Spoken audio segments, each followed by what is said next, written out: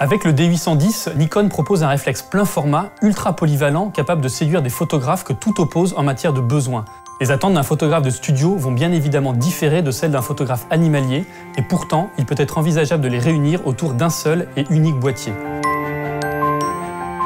Un des principaux besoins liés à la photographie de studio reste bien évidemment la définition.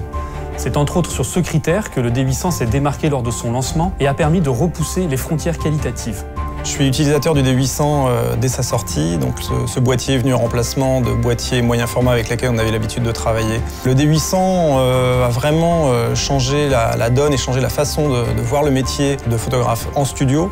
C'est un boîtier qui pouvait allier une très haute résolution avec également une très haute sensibilité par rapport à des boîtiers moyen format. Même si le D810 capitalise sur cette définition de 36 millions de pixels, il ne s'y arrête pas. Le capteur a bénéficié d'un nouveau développement lui garantissant un niveau de piqué supérieur et jusque-là inégalé. Cette prouesse n'est pas liée uniquement à ce nouveau capteur, mais bien à son association avec le nouveau processeur de traitement d'image Expeed 4, équipant déjà le D4S. J'ai donc eu la chance de découvrir le D810 en avant-première et je dirais que la première chose qui m'a sauté aux yeux, c'est le moins qu'on puisse dire, c'est le piqué exceptionnel de l'image. Voir des détails sur la peau d'une groseille, sur un petit défaut sur une cerise, autant de détails qu'on n'avait pas l'habitude de voir à l'œil nu jusqu'à présent, m'a vraiment donné la sensation d'une image arrachée, d'une image ultra piquée, d'autant que le boîtier couplé avec une optique PC Tilt Shift donne vraiment un rendu excellent. En matière de sensibilité, ce nouveau couple capteur-processeur propose une plus grande latitude aux photographes, non seulement en termes de haute sensibilité, j'y reviendrai, mais également en matière de sensibilité minimale, ce qui peut entre autres intéresser les photographes travaillant en studio et rééclairant un sujet avec des sources puissantes. Le D810 est à présent capable de travailler en standard à 64 ISO, voire 32 ISO en mode étendu. En photographie culinaire, nous sommes habitués à travailler avec de faibles profondeurs de champ, ce qui demande d'être très soigneux et très précis sur la qualité du plan de netteté. Justement, une fonction m'a particulièrement interpellé et m'a vraiment bluffé, c'est cette fonction de split view sur le boîtier qui permet de vérifier son plan de netteté d'abord à l'autre de l'image et ceci très rapidement. Pour ce qui est de la photo dite événementielle, le D810 n'est pas en reste et dépasse largement ses prédécesseurs sur la gestion des hautes sensibilités. Le défi pour un réflexe annonçant une définition de 36 millions de pixels est bien évidemment sa capacité à gérer le bruit numérique de manière optimale. Je fais de la photographie sous-marine depuis 26 ans et j'ai choisi le D800 pour à la fois la définition de son capteur mais aussi sa dynamique. J'ai réalisé dernièrement une photographie en mer Rouge, en fin de journée avec un soleil couchant, en contre-jour, et grâce à la dynamique de ce capteur, j'ai pu à la fois avoir les informations dans les basses et les hautes lumières. Pour certaines photographies, j'ai besoin de m'affranchir du flash. Je pense notamment à des photographies de grottes sous-marines, où on a besoin vraiment de retranscrire l'ambiance qu'il y a dans ces grottes avec très peu de lumière. Et grâce au D800, j'ai pu réaliser des clichés à 3200, 6400 ISO. Donc là où les D800 et D800E atteignaient la barre des 6400 ISO, le D810 ne se contente pas de faire mieux, mais double ses capacités pour atteindre le seuil des 12 800 ISO, extensible jusqu'à 51 200 ISO. Faire cohabiter de très haute définition avec très haute sensibilité est un véritable défi qu'ont réussi à relever nos ingénieurs japonais. Ils ont également répondu à une demande des photographes événementiels, travaillant notamment sur des concerts et donc soumis à de fortes intensités lumineuses variant brusquement, en incorporant dans le boîtier un nouveau mode de mesure de la lumière, la mesure pondérée haute lumière. Il va énormément simplifier la vie de bon nombre de photographes en leur proposant en quelque sorte une mesure spot auto, capable de détecter instantanément les plus hautes lumières de la scène et caler l'exposition en fonction de cette mesure. Autre source de gain de temps pour le photographe, le D810 bénéficie d'une refonte de ses Picture Controls. Il sera désormais possible d'y ajuster la clarté, effet qui accentue les contrastes intermédiaires.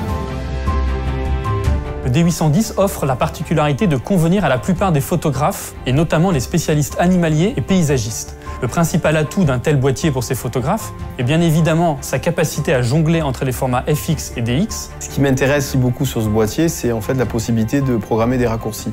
C'est très important lorsqu'on fait de la photographie sous-marine, tout simplement parce que quand vous avez un boîtier dans un caisson, c'est le caisson en fait qu'on manipule et pas le boîtier. Et ce raccourci de fonction dans le D800, c'est très pratique. Je pense notamment au raccourci DX-FX. En mode vidéo, j'utilise beaucoup le mode DX qui me permet en fait de gagner en profondeur de champ, de gagner en zone de netteté et donc avoir une plus grande facilité de mise au point, surtout lorsqu'on fait de la vidéo animalière. Autre point crucial sur lequel ces photographes nous attendent, la cadence de prise de vue. Le D810 se montre là encore à la hauteur puisqu'il s'améliore par rapport à ses prédécesseurs en proposant une cadence de prise de vue capable d'atteindre les 7 vues par seconde en format DX, soit le niveau du D7100, et jusqu'à 5 vues par seconde en format FX. Le module AF du D810 a été optimisé pour gagner en précision. Parallèlement, il bénéficie du nouveau AF groupé ayant déjà fait ses preuves parmi les photographes de sport, utilisant déjà le D4S. Et pour bénéficier de toute la latitude du format RAW, sans nuire au stockage, le RAW taille S fait son apparition et enregistrera des fichiers d'une définition de 9 millions de pixels.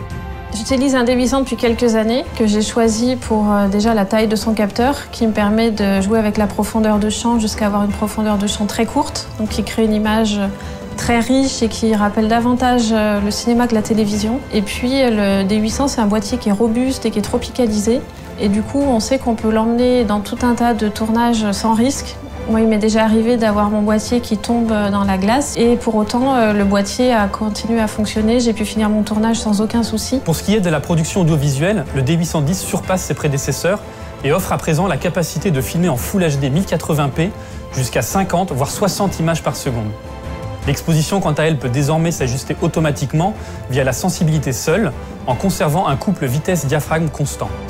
Sur le D810, on voit qu'il y a eu des avancées qui sont très intéressantes pour la vidéo. Notamment, on a une touche info à l'arrière qui permet d'accéder directement aux réglages dont on a besoin, que ce soit par exemple les niveaux audio, le picture control ou même un zebra qui va bien aider pour le réglage de son diaph. En matière de son, le D810 intègre à présent un micro stéréo embarqué et propose différents ajustements sonores en fonction de la fréquence choisie. Il est donc possible pour un interview par exemple d'isoler la voix humaine de façon à minimiser les bruits parasites. Comme sur la partie prise de vue, le recadrage DX est accessible en mode vidéo et peut s'opérer en live. Une autre innovation qui me semble intéressante sur le D810, c'est la possibilité d'enregistrer 2 flux simultanés pour avoir un premier flux H264 sur carte que je peux partager directement avec mon client et un autre 4.2.2 non compressé sur enregistreur externe qui m'offre une latitude plus large en phase d'étalonnage. Et pour terminer sur la partie vidéo, un dernier point sur le nouveau rendu flat, accessible via les Picture Control, qui simplifiera le travail d'étalonnage de la couleur. Ce rendu encore plus brut que la finition standard ou neutre maximise en effet la plage dynamique utilisable et offre donc une base de travail optimale. Ce qu'on peut retenir de ce nouveau D810, c'est qu'il offre un compromis idéal entre définition, sensibilité et rapidité. Au-delà du challenge technologique, il se positionne donc comme un outil ultra polyvalent capable de satisfaire un grand nombre de photographes et vidéastes.